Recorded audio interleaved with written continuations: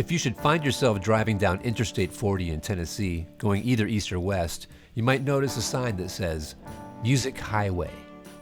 It was designated that by the Tennessee legislature in 1997. But why? This particular stretch of highway connects the cities of Memphis and Nashville, which from the 1950s up to around 1980 formed a cross-brace of American popular music, with rock and roll, soul, and country music originating and developing in those cities. Same highway, same state, same degree of influence, yet two very different places. The approach to recording in Memphis made rock and roll and soul music possible, and the way that music was recorded in Nashville made country music possible. Well, this got me curious about how this happened. What made these towns so different and special? Why didn't rock and roll come from Nashville or country from Memphis? I happen to know some folks that I could get some answers from about this. Because for me, the music highway connects two almost opposite poles when it comes to music. It turns out that where you record affects how you record, and how you record affects what you record. And starting out in the 1950s, what got recorded in Memphis and Nashville couldn't have been recorded anywhere else.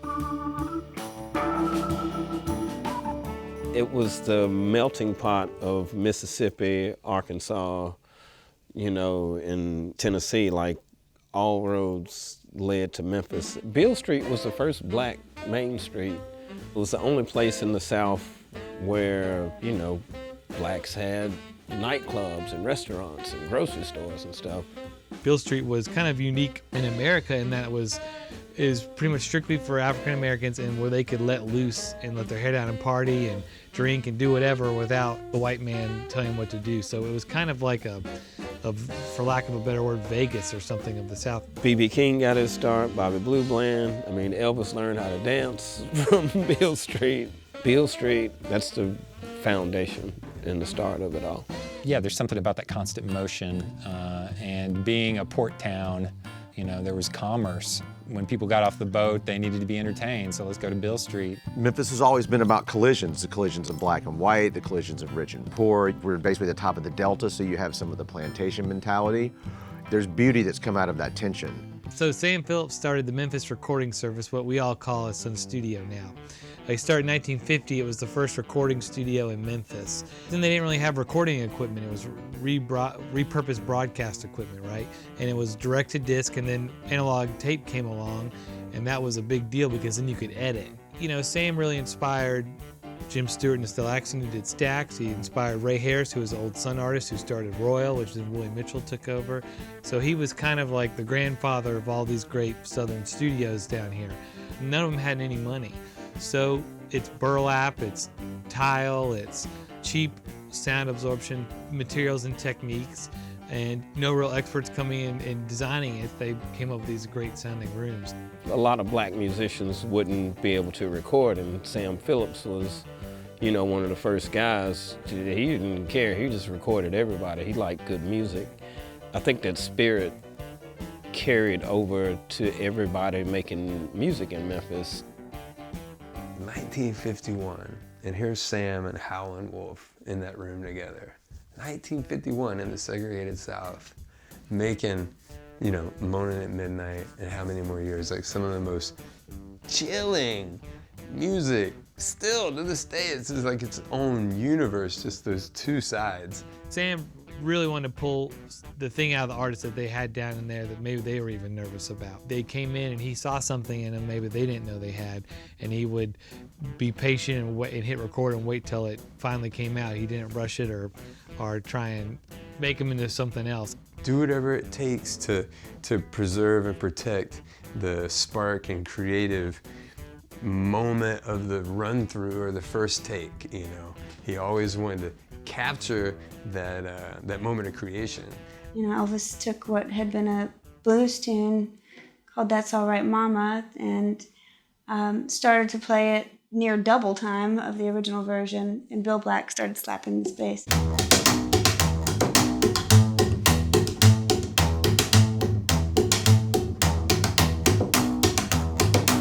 Sam Phillips heard it and was like, well, let's record that.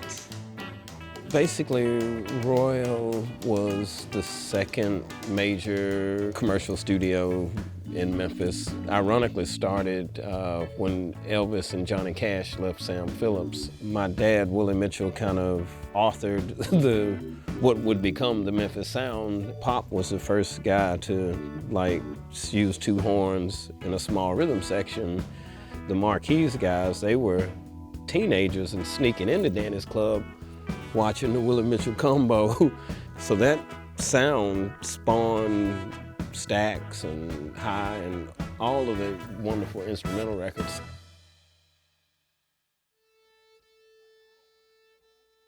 The reason that Nashville became Music City is because of respect for musicians. The union was formed here in 1902, and as it went through the early days of the 20th century, the Grand Ole Opry came along, and as radio was one of the primary forms of entertainment, it did become sort of a beacon for Nashville in terms of artists. But as the 40s and the 50s evolved and recording started to happen, Eddie Arnold, Kitty Wells, some of those early records created an awareness of Nashville as a recording center, even though at that time there were not really very many real studios. They were recording in hotel rooms and all kinds of places. Nashville has a very unique way of approaching a lot of things, and it kind of came along after LA and after New York and became its own recording center kind of by accident, because of a couple of radio stations that had enough broadcast ability in Knoxville and Nashville. Elvis's contract was sold by Sun Records in Memphis to RCA. RCA made the move of opening up a Nashville office, put Chet Atkins in charge. Decca Records did a very similar thing in the same time frame and put Owen Bradley in charge. Owen and Chet were both well-established, excellent musicians who were respected by their peers. And they said to those companies, if you're gonna work with us, you have to treat our people right and you have to do this on a contract. So everything from Heartbreak Hotel onwards on Elvis's stuff was done under a union contract. The roots of this kind of approach come to the way that was with Harold Bradley and the A-Team, the Columbia Studio and the Quonset Hut and the RCA Studios, where it was very much, very regimented, and partly because it was a union town. Many of the musicians are in the union and, have prescribed times and prescribed breaks and that kind of thing. The engineers were in the union as well. So I think it's come from, the 50s in the early parts of Nashville recording. The union has had an important role. Historically, we had Columbia, and then almost across the street was RCA. So they had to make sense of session calls. How much time, what's the right block of time? And I find it interesting that in Los Angeles and in London, often 4 hours is considered to be a session, and in Nashville it's 3. But they did it in Nashville as 3 so that you could get 3 in a day. So you can work a 10 to 1, 2 to 5, 6 to 9, and even a 10 to 1 if you really want to burn it into the night. That became a part of the culture very early on, and then again, that's just sort of flowed forward. What was known as the A-Team, which were the guys who played on all the records back in that time, 10 or 12 people. You're talking Ray Edenton, Harold Bradley, Bob Moore, Buddy Harmon, Pig Robbins. Those are some of the key fellows, and eventually that began to open up over the years to other people. They decided to start building some studios in this area of town, and so there became a kind of central location where those studios popped up, and then little other studios popped up around there to feed that. The musicians kind of gathered in the area of town where the studios were, and you had a scene. You had a music scene of really great players that all congregated together from everywhere, down to the Deep South, Chicago, North, South, East, and West. At the same time, the songwriting community came along. The only other time that really ever happened was Tin Pan Alley. There suddenly became this awareness of songwriting as a career. Publishers have been the ones that identify the artists early on, that nurture them, that sign them, that help them do their demos, that then go around to the record labels and help them find deals. There is a tradition here of the artists doing songs written by professional songwriters. And so it's really keeping that whole industry, economy, and art form alive.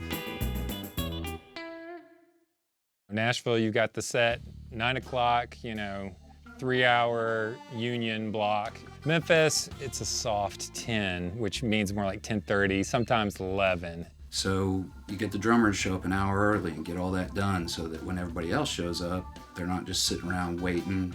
So usually I'll have him come in at say 11 and everybody else a soft noon. By the time everybody's ready to play and we actually hit red, it's maybe about 1 o'clock or so. But we get going pretty quick, you know. Food is a huge component in making Memphis records, you know. You gotta get some fried chicken from Gus's, you gotta get some Payne's barbecue, you gotta get the cholesterol built up, you know, so that the grease starts flowing into your fingers and you feel it. There is something about, like, on a hot Memphis day going to get barbecue and coming back. It slows you down, slows your playing down. There is something, the humidity, you know, the humidity is a big part of it too. Sam Phillips in his office upstairs has a barometer, not a clock. Then you play me the demo. The musicians sit around, somebody's maybe writing down a chord chart and somebody's saying, hey, what do you think about, you know, this song needs a bridge or, you know, whatever. And then, as Willie Mitchell said, let's cut this motherfucker. You know, a session in Memphis, you know, we're not to the clock where we're gonna get 3 songs in 3 hours. But, like I said, the music business, the industry is an expensive endeavor and to make a record. And you gotta get it, you gotta get in there and get down. The clock, the parameter of time restraints and the freedom and those limitations, or be it a financial restraint of like, I only have 2 days to make this record, we might stay in here for 48 hours straight and it's gonna be insane. But we gotta get it done and we have to commit. The first day, it's a setup day, so that's gonna definitely take some time to get everything together. If you're working with a band or, you know, a rhythm section, if you can get 2 or 3 songs and get set up the first day, then that's great. And then subsequent days, you know, get 3, 4, 5 songs a day. That's a good day. No matter what, don't be the one to stop the take. Keep going, because if a mistake happens and you roll through, then it's almost like, whew, okay, we got that out of the way. And whatever happens, you know, we'll just finish this take or whatever. It actually gives freedom and it relaxes the musicians in a way to move on. And it might end up being the magical take. There's some places that just inherently have vibe that you just can't even get away from it. And there's such a casualness about the people here. Like Memphis it moves slower, the pace is slower, the attitude is slower, and it's comfortable and it's supportive, it's casual. If any band has nerves about anything, they'll lose them quick. People perform better when they're relaxed and they're comfortable. You know, sometimes studios can seem so clinical that you feel like under pressure.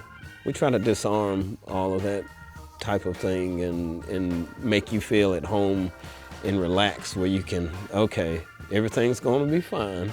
You know, we got you. If there's less pressure, a lot of times you can get more done in the same amount of time and everybody is vibing and they're in the moment all day long.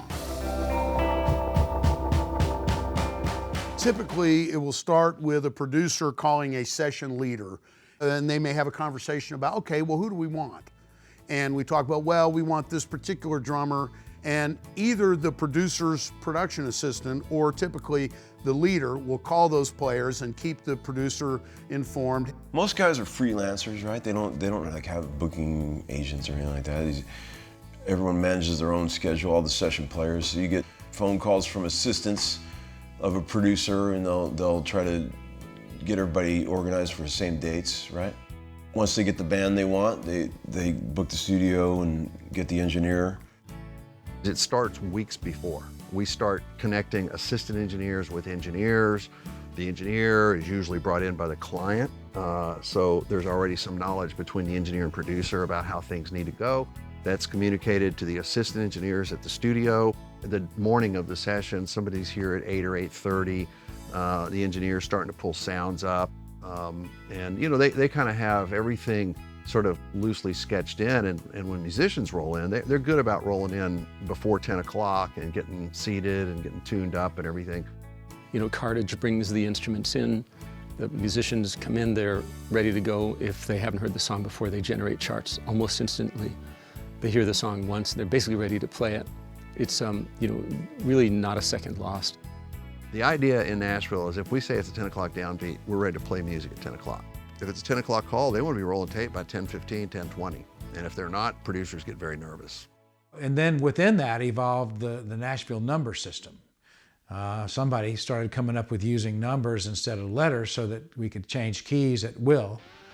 So, the singer go, well, let's take everything up a half step. It's like, no trouble. You're making up your part individually to accommodate the singer and the song, but you're also collectively making up your parts to create the track. It happens like that. I would say typically on a master session or even an independent record session, you're probably looking at 3 to 4 songs in a 3-hour session max. Sometimes it could be 2. If you got a big enough budget, maybe it's only 1. But I think most people, these players that are just playing every day in the studio, and even the producers and engineers, kind of think that things are going to come together in about 3 takes or less. You get the 1 take, everybody's feeling themselves out, maybe getting headphones together. 2nd take might be the 1, but the 3rd take, everybody's comfy. The sessions that I've been a part of have always felt incredibly efficient and incredibly, everything is the best. And everyone is working towards a real common good and a real common goal. From that structure would then come, okay, well, what do we plan to get done in a 3-hour session? Typically, though, they would do, on master sessions, making major records, 3 songs would happen in a 3-hour session. We are going to adapt to what the act needs. It's like gas in a room. It will expand to take the time it has, But maybe we're going to get the best vocal we could have ever gotten, Maybe we're going to get the best guitar solo or the best piano solo or the coolest hook that somebody came up with on day 2. They give you those 3 hours, and then they give you a break of an hour, and to walk into that was interesting and different. What I was used to was you just kind of made a date, and whatever time they told you to get there, you got there and you set your stuff up and planned to stay until you got done. Coming to Nashville, it was a pretty strict setup as far as scheduling sessions. Innovation is rewarding to people on a intrinsic soul level of like emotional, cathartic release and all that stuff. But business-wise, I think it's possible to be innovative in this situation, but it has a little bit more of a factory atmosphere, just that people come in and they're really, it's all about results. But I don't think there's a lot of experimenting or innovation. They're going to do what they're expected to do. Everybody has an outcome pretty well in mind. You go everywhere else and it seems like everything's in slow motion. The pressure can draw things out of you that you didn't even know you had inside you. Man, I mean, some of my greatest moments have just been under the total duress and heat of battle. I think people make boring records when they're too comfortable, I think that's where cool things happen. If everyone's too polite and everything's going a little too easy, man, the record is boring. There was never that huge industry, in Memphis that there is in the West Coast or in New York or in Nashville. There's not a company town, So you have innovation and you have freedom and you have just that independent spirit. Young people from all around the country and the world are coming to Memphis because they feel a positivity and they're not encumbered by past generations' racism and racial divides and stuff like that. They're coming to work together. It's about making a real connection with real people. I was just talking to a woman. She came here to play a gig, and I would play the gig with her. And I told her, I was like, everybody should do a Memphis record. And that kind of pinged her. She was like, what's a Memphis record? And I got to thinking, well, what is a Memphis record? Is it something with horns on it that sounds like Stax? It doesn't have to be that. It's not just applicable to one style. So I think it's more of what it pulls out of you as an artist. We're coming back around into a renaissance again. Legendary studios that were shuttered for a minute are back open. There's been some new studios open up.